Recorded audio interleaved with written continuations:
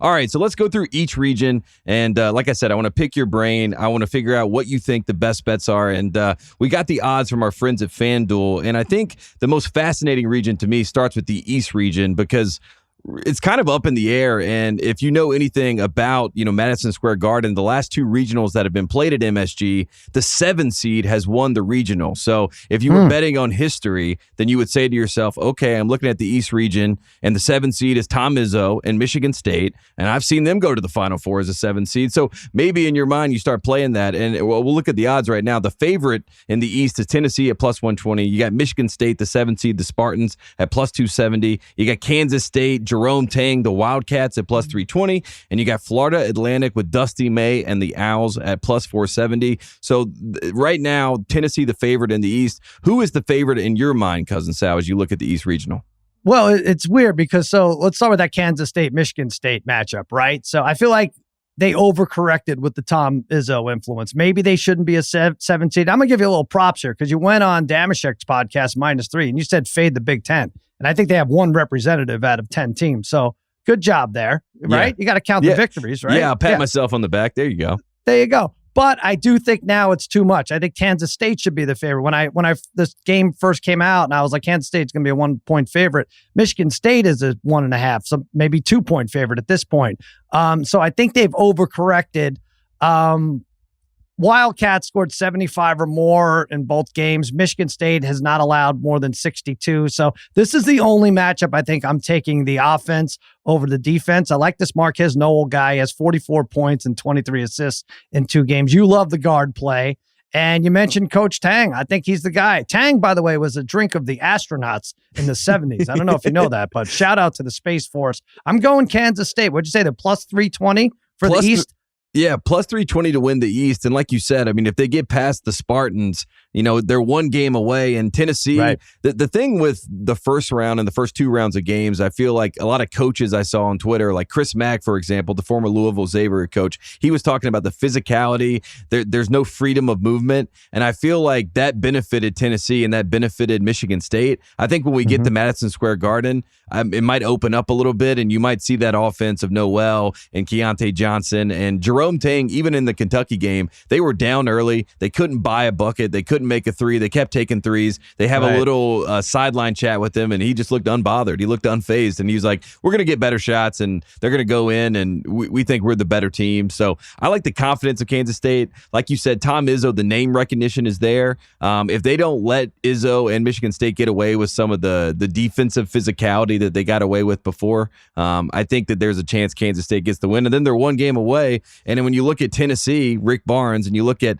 Florida Atlantic, Dusty May, first time getting there, I mean, it seems to be, it breaks in the way of Kansas State. And Jerome Tang has pretty much been the coach of the year all year. So I like that. I like plus 320 Kansas State. You could get a break, too. Kansas State could match up with Florida Atlantic, right? That wouldn't be a huge upset by any means. So I think plus 320, you're sitting at plus 320 in that regional final game. That's good. And also Izzo, for all his success, he's better against the spread and straight up in between those first 2 games or in between the 3rd and 4th game, right? So maybe they catch him in a little lull as they've had time to rest here. Yeah, 23-7 is the record on 1-day rest for Tom Izzo in the tournament. So that's probably I had the stat in front of me. So if you want to wait for Sunday to go full in on Izzo. So there you go. That's the East Regional. I think that's going to be fascinating. Again, Tennessee is the favorite, which is even more fascinating. There's been a lot of Rick Barnes slander that's going on in the world, myself included. So I just wanted to point out, Rick Barnes, you're the favorite. You might go to a Final Four. Congratulations on that. All right, let's go to the West. That's the next most fascinating one. We got UCLA plus 185. We got UConn plus 185. So it's a pick 'em between UCLA and UConn. Gonzaga plus 230. Arkansas plus 600.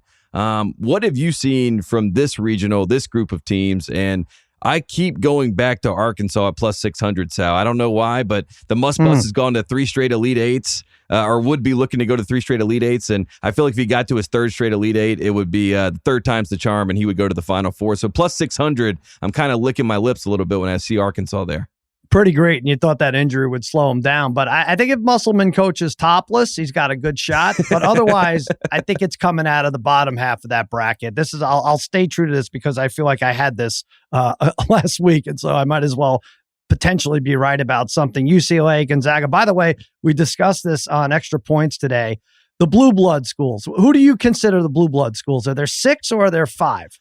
I think there's 5 just because there's a starting 5 on a basketball court, and I think we all know who the 5 is. I mean, North Carolina is going to be there. Yeah. Kentucky's going to be there. Kansas is going to be there. Duke is going to be there, and UCLA is going to be there.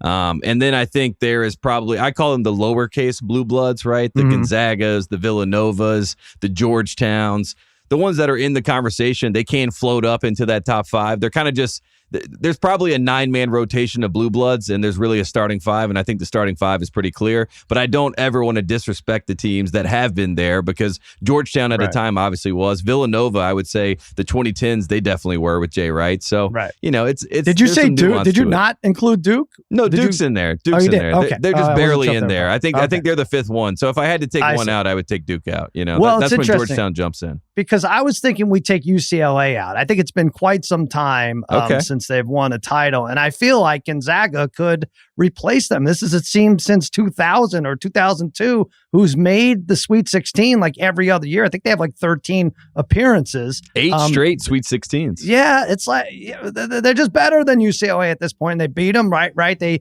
barely beat them when they were like a 9 or 10 point favorite last year. But I feel like, as in soccer, we should relegate one of the blue bloods, and it could be UCLA this weekend. Now, all that said, I think it's UCLA that wins this game, right? 34th in pace versus 253rd in pace is going to be interesting. You look at this over-under, it's 145.5. Only Texas Xavier is higher, but UCLA's only allowed 70 points to 2 of their last 10 opponents. I think Jaquez, you look at they're so handsy, Bailey and Tiger Campbell, blocking, clogging up lanes, and hands are everywhere. And Jaquez had, I think, 5 steals and a half. So I'm going UCLA to win this game and to take that region so that I could be right about one single thing in this tournament. Yeah, I'm right there with you. I mean, UCLA is a team. I talked myself out of UCLA because of Jalen Clark going down, but Mick Cronin, I shouldn't have doubted him. I shouldn't have doubted the depth, especially Amari Bailey's a McDonald's All-American, and he's kind of gotten better as the year has worn on, and I think he's learned a lot playing behind Jaquez and playing behind Jalen Clark, so he's playing really good basketball, especially defensively. If Gonzaga can speed the game up, if they press and get more possessions and make UCLA play, a little bit quicker than they want to, I think that is the wrinkle that will change the dynamic of this game. But the discipline of Tiger Campbell and Jaime Jaquez and Mick Cronin, it's hard for me to see a world in which they let that happen, but stranger things have happened. So Gonzaga's fascinating there. I mean, I like what you said. Whoever wins that game, you can keep an eye on. It's also interesting that UCLA and UConn are a pick'em because both those teams check the KenPom test, where they have top 25 offense and defenses, and a lot of people thought that they both could win the national championship. So the West region will be fascinating. Let's keep going. Let's get on to the Midwest. Real quick. Oh, yeah. I wish we talk about how gambling's all over the place. I wanted a world where we could bet on Drew Timme's second foul, and I think it occurs at 12:38 in the first half. I think they get him in foul trouble. That's going to be the story of the game, but I don't see that. Your friends at FanDuel, I don't think have that, or anybody has that. But put that up. That's fine. Yeah, we need FanDuel to make that the OSP prop of the day right there. Drew Timme, foul time, second foul. I am interested to see what happens with Ben Gregg, who's their backup big. He kind of reminds me of the 2017 Gonzaga team. They had Karnowski, right? We remember him. He was sort of the face of that team. But their best player was their backup big, who was Zach Collins, who now plays in the NBA. So I think they have that same kind of thing going on where they have Timme, but I like this Gregg guy behind him. So that's fascinating there. Let's go to the Midwest. This one is actually the favorite is not in plus territory, and it's Houston, and they're minus 115. You got Texas plus 190. You got Xavier plus 650. Miami plus 700. This is the Midwest region. Houston, the books still love them. Obviously, everybody wants to see the Jim Nance Houston Cougar storyline, but I see them being favored there. That's a little bit shocking to me. I thought Texas might be closer, and I think Miami, after I saw what Miami did to Indiana, they have my attention as well, and plus 700 is really interesting. Who do you like in the Midwest, Sal? Wow. Well, you mentioned everyone except who I'm going with, and I don't blame you because I didn't love Xavier getting into this either. I was like, Marquette's the team in the Big East, if anybody, and then Xavier, but they're not letting anyone in these games. They're 10th in the nation. Again, defensive team, 19th, I think, in forcing turnovers, and they really gave Pitt they gave him no shot. They really did. These are 43-year-old men on Pitt, right? I mean, they should have been banging away, And, they're older Xavier, than the OKC Thunder starting five. It's like the average age is like true. 24. Yeah, yes, exactly. That sounds like a joke too, but that's actually true. I'm going plus 650, and I know they probably draw Houston, but maybe not. Like you said, Miami is on fire. Very, very tough to stop. If you have Xavier or Miami and you got your plus 650 working for you, I think you're in good shape. Yeah, and I obviously understand that's why Miami's at plus 700 because they're going up against Houston in the Sweet 16. That's how odds are going to work there. But I think that the backcourt, I like the coaching of Larinaga. I'm still worried that Houston hasn't really gotten hit in the mouth yet and had to respond. I know that they were down by 10 to Auburn, but Auburn's one of those teams that's what they do. They can kind of waver in the second half. So I'm fascinated by that region, that matchup. All right, final region, South region. This is the favorite in the tournament right now. I keep calling it the elephant in the room. This team, Alabama, we all know them. They are minus 145 to win the South. You got Creighton at plus 175. You got San Diego State, the Aztecs at plus 650. And FanDuel doesn't even have odds for the coach who just came on this program not too long ago, Mitch Henderson. So Princeton, no odds for them to even win this. I don't know if that means infinity. I don't know if that means that you get to own FanDuel if you bet on Princeton. But for whatever reason, I got no odds there. Is Alabama a sure thing, Sal? Is it worth almost just betting Alabama because it's such a sure thing? I try to make a case for first of all, Harry has Creighton, so I have to root very, very hard against them. I mean, if they don't lose the next round, he's just going to be even more insufferable than ever. I don't love San Diego State. Princeton, it is kind of a joke if you think they're going to win that region, although they've been fun. So I think Bama at 135, and I have Bama actually to win it all at this point. But I would say this. If you want to look at most outstanding player, I don't know if you've seen those odds. So it's Brandon Miller and it's Marcus Sasser at 1 and 2. Miller plus 370. I could see them not giving him this award if Alabama won. I think the best bet on the board value-wise is Javon Quinterly, 34 to 1. 34 to 1. He has 35 points in 2 games. He had 22 in the SEC championship. I know they don't go back that far. This award is given for the Final Four, right? We always screw this up, but it's for the final. It's the 2 games in the Final Four.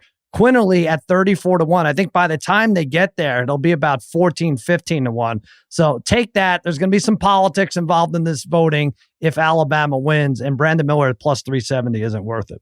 Yeah, and I think Quinterly, he was the 2021 SEC tournament MVP. So it's not like he has not been the face of this team, and he's been around the block a little bit. He's familiar, former 5-star guy, transferred from Villanova. He's got the name recognition, and like you said, the NCAA is going to try to save face at some level if Alabama goes and wins the championship. I think, it would be a very David versus Goliath moment if we get Alabama-Princeton, right, in the Elite Eight game to go to the Final Four. That would be good drama for TV, and we know that this is an entertainment product, so we'll see what happens with that. Yeah, I think you're a great call on the Brandon Miller thing for Player of the Year. I was looking at that. Jaime Jaquez was one guy that I think he was like plus 1,200. Even the Timmy, if you believe whoever wins the UCLA Gonzaga game can make a run to the title, maybe that's something that you lean in on. But yeah, you mentioned Harry. I wanted to bring up Harry because I see him. He's out there right now. He's become almost like a coach killer, Sal. He's out in the media. He's going after Matt Painter. He's saying he's a bum. He's a scrub. I mean, look, he lost to a 16 seed. I'm not going to be out here defending him. But what's going on with Harry? What's going on with my guy? Because, I'm always on Harry's side, and I feel like I'm implicated with these comments. I got people tagging me saying, get your boy. What's your guy saying? And I just wanted to check in. What's going on with Harry? It reflects poorly on you. Look, I don't know what's going on. He hates every coach. He doesn't think there was a good coach existed. He thinks it's all players that drive these. And, it's really nuts with him. But if you're ever going to hate a coach, college basketball is the place to do it, right? Because it's a one and done in this tournament. And then you could just point to, that coach who lost to a 14 seed, a 15 seed, a 16 seed, he sucks. Prove me wrong. They just beat a team that they should have wiped the floor with, But I think it stems back. I tried to see it from his crooked eyes. I think it goes back to maybe high school. Something must have happened with him and his bocce ball coach or something. Something weird must have. I don't want to get into it, right? I don't want to talk out of school here. But that's what we're coming down. That's what we're narrowing in on. That's what's happening. Yeah. That's his story right there. And for that reason, he hates all coaches. But you should have seen him in Vegas, Tate. We did this race to 10. We had a watch party at the Kimmel Comedy Club, and we bet 16 games, all the 8 early games on Thursday, the 8 early games on Friday, and we bet a team to score 10 points. And if they did, I gave out $10 to everybody in the crowd. There was like 40, 50 people, and we went That's 10 awesome. and 6, and we had a bunch of degenerates yelling, raise to 10, raise to, and you couldn't believe how crazy people were going for $10. It's a great bet.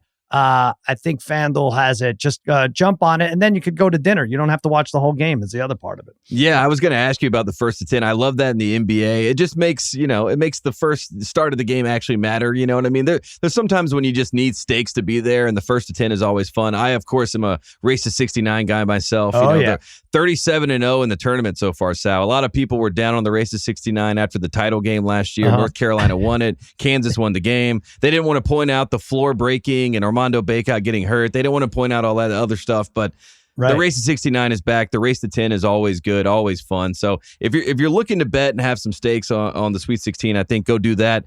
He is Cousin Sal. His podcast is Against All Odds, and the network is the Extra Points Network. Sal, is there any place or anything else that we need to promote? Because you're the best in the business. I try to keep up with the Against All Odds guys as much as I can. Harry is, of course, texting me. Sometimes Ken will even text me. I know he's not actually affiliated. We keep him to the side. But yeah, it's great to hear from everyone, and we'll be listening as the rest of the tournament plays out.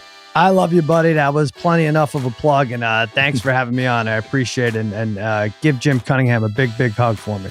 Yeah, if we can find him, I'll give him a hug. Right now, he's missing in action, and luckily I got Kyle on the boards actually doing some work for me, so we're doing better. Right. Good job, buddy.